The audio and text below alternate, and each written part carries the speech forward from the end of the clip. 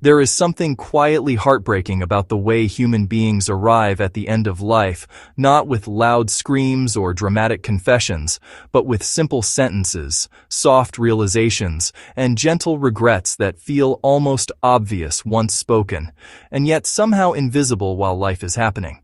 And when people reflect back, when the urgency of survival falls away and the noise of ambition finally grows quiet, they rarely say they wish they had earned more money, impressed more people, or optimized their lives better. Instead, they say things like, "I didn't spend enough time with the people I love," or "I worked too much and missed out on life," or "I let fear control my decisions," or "I wish I had been braver when uncertainty or opportunity appeared," or "I focused so much on the future that I lost touch with the present."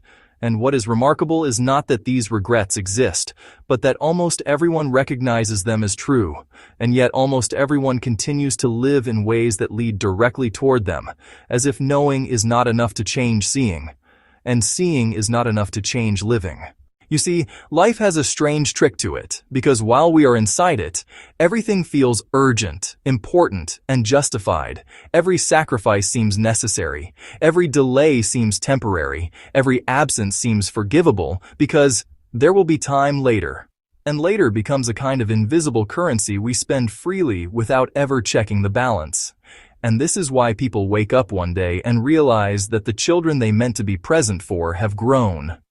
The friendships they assumed would last forever have faded. The parents they thought would always be there are gone, and the moments they postponed have quietly expired without making a sound. The regret of not spending enough time with the people we love does not come from cruelty or indifference. It comes from distraction, from the subtle belief that love is durable enough to wait while we handle more important things. And yet love does not ask for importance. It asks for presence. And presence is the one thing we keep promising ourselves. We will offer later, after the next goal, the next deadline, the next promotion, the next crisis, not realizing that love only exists in now, never in later, and that relationships do not break suddenly.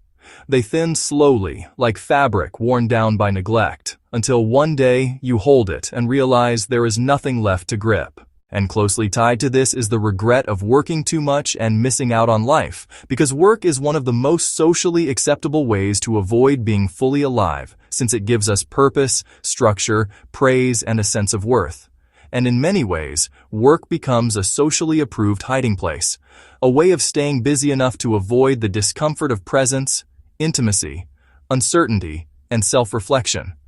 And this is why people can work endlessly while telling themselves they are doing it for the family, even as the family slowly becomes strangers, or for the future, even as the present slips away unnoticed.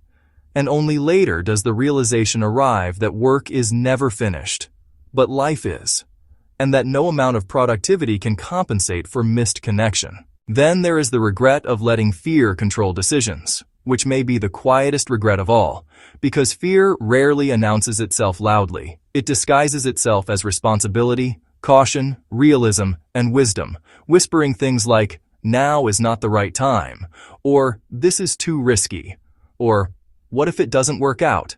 And fear is very convincing because it always presents itself as protection, never as limitation. And so people look back and realize that entire chapters of their lives were never written, not because they lacked ability, but because they obeyed fear so faithfully that they never questioned whether it was telling the truth. Fear, you see, does not need to stop us completely. It only needs to delay us long enough for opportunities to pass, for courage to dull, for imagination to shrink. And this is why people later say, "I wish I had taken more risks." Because risk is not about recklessness, it is about participation, about stepping into life without guarantees. And guarantees are something life never actually offers, no matter how carefully we plan. And yet we keep waiting for certainty, as if it will someday arrive and give us permission to live. The regret of wishing one had been braver in the face of uncertainty or opportunity is deeply connected to this, because opportunity rarely looks like safety. It looks like disruption, confusion, and loss of control, and many people confuse discomfort with danger, not realizing that growth always feels destabilizing. And so they stay where they are known, predictable, and constrained, telling themselves they are being sensible, while a quiet grief grows underneath. A grief for the unlived life, the unexplored self, the version of themselves that never got to breathe. And then there is the regret that perhaps ties all the others together, focusing too much on the future and losing touch with the present, because the future is where we place our hopes, our fears, our plans, our justifications, and our postponements, and the future becomes a mental location where life is supposed to finally begin, once everything is sorted out, secure, and optimized.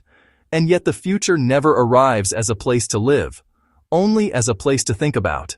And meanwhile, the present keeps happening quietly, moment after moment, without asking for permission.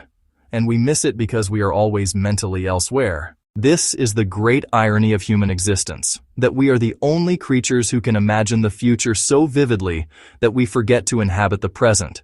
And then we look back with regret, not because life was cruel, but because we were absent from it. And presence, unlike time or money, cannot be saved, only practiced. What Alan Watts understood so well is that these regrets are not personal failures. They are symptoms of a misunderstanding about what life is, because we treat life as a problem to be solved rather than an experience to be lived. And when you treat life as a problem, you focus on outcomes, achievements, and future states, believing that once you reach them, fulfillment will appear. But fulfillment is not something waiting at the end of effort.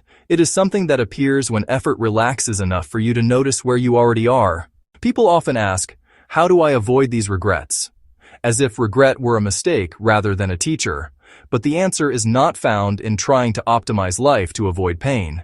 It is found in changing how we relate to time, fear, and presence, because regret arises when we live unconsciously, when we follow scripts without questioning them, when we assume there will always be more time, and when we confuse busyness with meaning. Spending time with the people you love does not require grand gestures.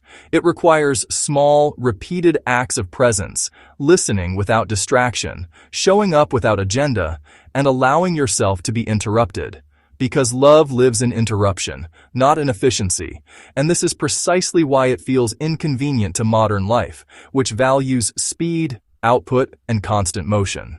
Working less is not always possible in a literal sense, but working differently is, because work becomes consuming when it becomes identity, when who you are is fused with what you produce, and detaching self-worth from productivity is one of the bravest acts a person can make in a society that rewards exhaustion. Letting fear loosen its grip does not mean eliminating fear, because fear never leaves completely. It means learning to listen to it without obeying it blindly, recognizing that fear speaks in absolutes, while life speaks in possibilities.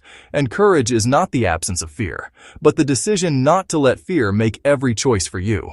Being braver in the face of uncertainty does not mean saying yes to everything. It means trusting yourself enough to step into the unknown without demanding guarantees, and understanding that regret often comes not from failure, but from never trying. And staying connected to the present does not require abandoning plans or responsibilities. It requires remembering that the only moment you can actually live is the one happening now, and that the future you are preparing for will only ever be experienced as a present moment, just like this one. And if you are not practicing presence now, you will not suddenly become present later. The 5 regrets people express at the end of life are not warnings meant to scare us. They are invitations meant to wake us up. Not to live perfectly, but to live consciously.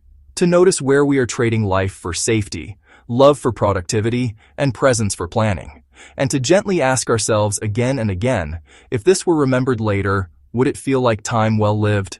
And perhaps the most comforting truth of all is this: life does not require us to fix everything, only to show up for it. Because the regret of having lived imperfectly is far lighter than the regret of having lived absent. And when we allow ourselves to be here, now, with the people we love, doing what matters enough, risking when it counts, and remembering that this moment is not a rehearsal, something quietly shifts, and the future stops feeling like a destination we must reach and starts feeling like a continuation of a life we are already living. Thank you for watching.